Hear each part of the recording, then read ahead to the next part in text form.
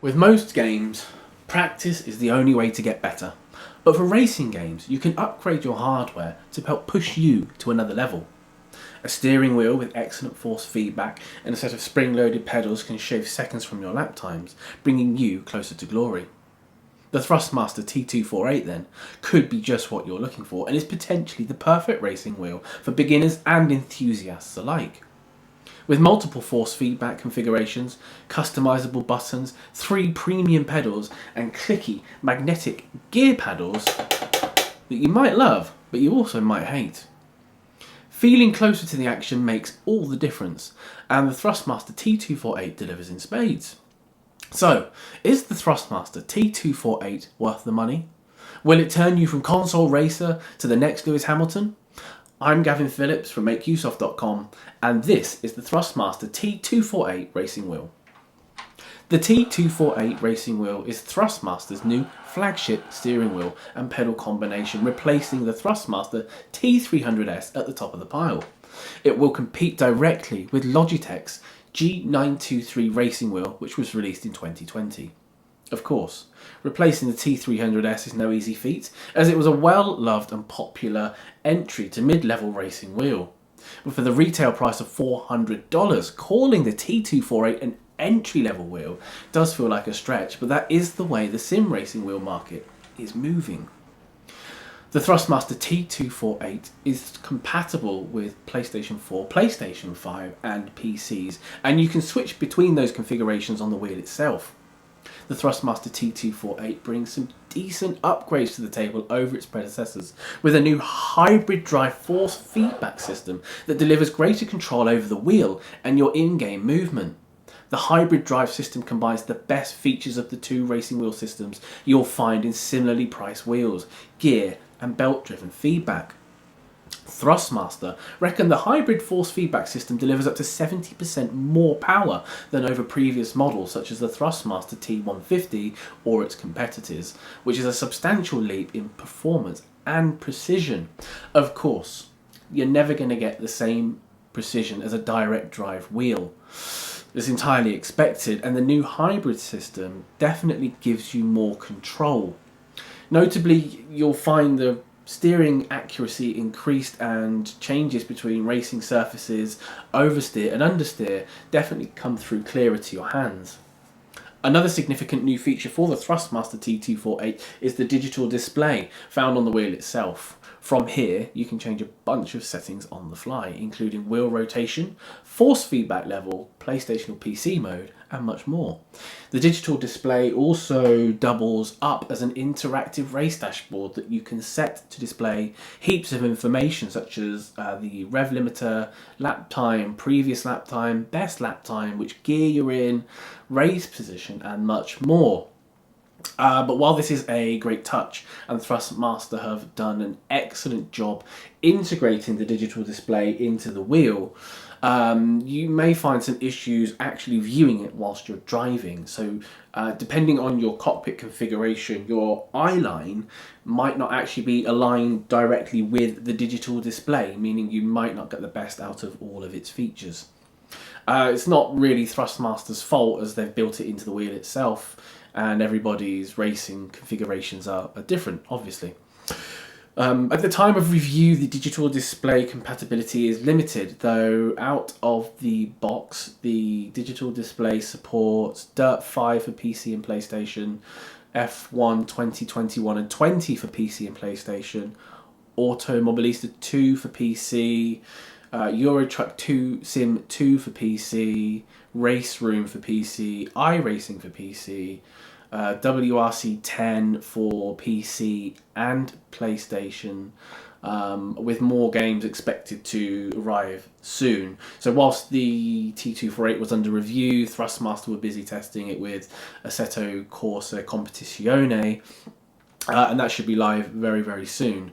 The other thing to note is that by the time Gran Turismo 7 rolls around in 2022, the wheel will have full support by that point, really fully up and running, fully working. So, The Thrustmaster T248 ships with new T3PM magnetic wheels, which Thrustmaster claims are 20% more stable than their predecessor, the T3PA. The 20% stability reflects in a 20% increased weight on the T3PA, and it does feel like a more high quality build.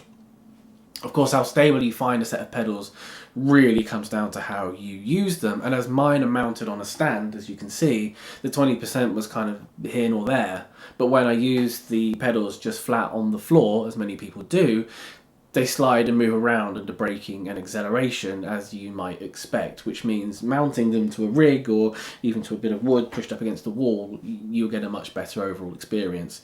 One thing you will notice though about the pedals is the 100% metal heads, which are really nice. They're really big and large and made for easy use, especially during rapid changes between pedals.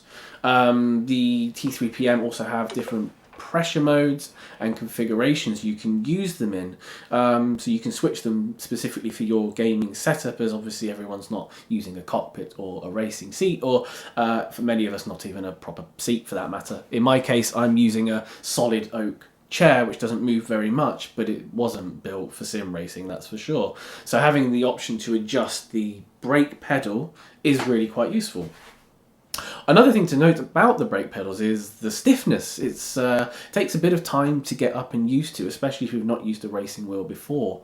Thrustmaster says the new brake pedal's maximum resistance is 200 kilos, which is twice as much as the T3PA, the predecessor, and it does make it feel like more like a proper racing car. So for reference, an F1 car has 125 kilos of maximum braking pressure, so this one will put you way more in line with proper racing cars. The Thrustmaster T248 box, you will find a replacement spring which you can switch out. It's silver, but it offers much stiffer braking resistance if that's your sort of thing. But between the 2 springs and the 4 different configuration options, you'll find something that suits you and allows you to brake with ease. So the pedal base itself has a very nice pattern on it to help your feet stay put, and there's also some tuck away parts for cables whilst you're racing, because there's nothing worse than getting your cables tangled up whilst you're driving, ripping them out and forcing yourself offline. On the underside of the base there are 5 mounting points that allow you to mount to a variety of rigs. As you can see here, during testing I've had it mounted to a GT Omega Classic stand, but the T248 has the same mounting points as the T300S, which will make it compatible with the vast majority of gaming rigs. Another nice new feature for the T248 is the magnetic gear pedals, which we mentioned, but the new magnetic pedal actuation is nice and it feels good, but the noise is loud. It's very loud compared to some other wheels. Playing alone with your headphones on, you probably won't notice, but if you live in a regular sized house, as most people do, and you don't have a dedicated racing room, which most of us don't, or even if you do perhaps, those around you are definitely going to hear the paddles clacking each time you shift up and down. So for a wheel that hits home so well in so many areas, it does feel like a bit of an oversight on Thrustmaster's behalf. Of course, comfort is a massive thing with racing wheels, and Thrustmaster has gone for a cushioned foam-filled wheel rather than the customary rubber, and how that works with heat is really good. So most sim racers and enthusiasts know and understand how hot and clammy your hands get during a gaming session, and it can become sweaty, grainy, and in extreme conditions can actually blister your hands. So switching to the leather lining really reduces these issues, and makes it easier to use the T248 over long races. I mean, your hands still get hot, there's not much you can do about that, but the new lining doesn't make it worse, which is really important. And yeah, it feels quite good overall. Now, you'll probably note that the wheel itself is mainly sculpted from black plastic. It doesn't look cheap, but it doesn't scream premium like you would want it to after forking out for what's priced as a premium product. The T248 direct competitor, the aforementioned G293, is an all leather and steel affair, and you have to say it probably takes the prize as the better looking wheel. Handbrake placement is another issue, as without a dedicated attachment you'll be using a button.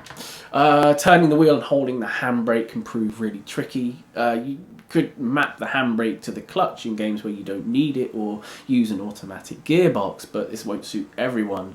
But that's also not a T248 specific issue. At this point, you're probably wondering how much the T248 costs. Well, it comes in at $400, and it's fair to say it's not a typical entry-level wheel. But actually, that's because it isn't an entry-level wheel, it's kind of the tier above.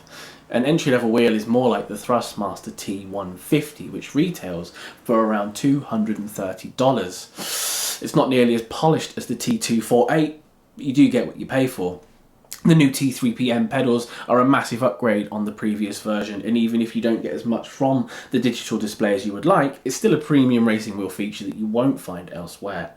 Furthermore, the powerful force feedback is, well, it's powerful, it's great, it's very reactionary. It's one of the best options available to would-be racers of any level. If you think about moving up to the next level, you're looking at something like the Fanatec CSL Elite, although it would be a second-hand purchase at this point as it's been discontinued. There's also the new Fanatec CSL Direct Drive option, but once you move into that territory, you're looking at a massive outlay compared to the T248, given all the extra bits and bobs you need to make it into a fully working rig. So at $400, the Thrustmaster T248 really is a great racing wheel option for enthusiasts that want to start racing but can't afford to drop thousands on a massive rig, or don't have the space for a permanent frame. And remember, the vast majority of esports drivers started out with something like this, some of the older versions, before working their way up to the big leagues. It may seem like a relatively large outlay, but if you're serious about, you know, getting into esports and sim racing, then you shouldn't look further than the Thrustmaster T248 racing wheel. I've been Gavin Phillips from MakeUseOf.com, and if you enjoyed our review of the Thrustmaster T248, please hit like and subscribe, and give YouTube a little reminder that more people like you out there want to see our videos. Thanks for watching.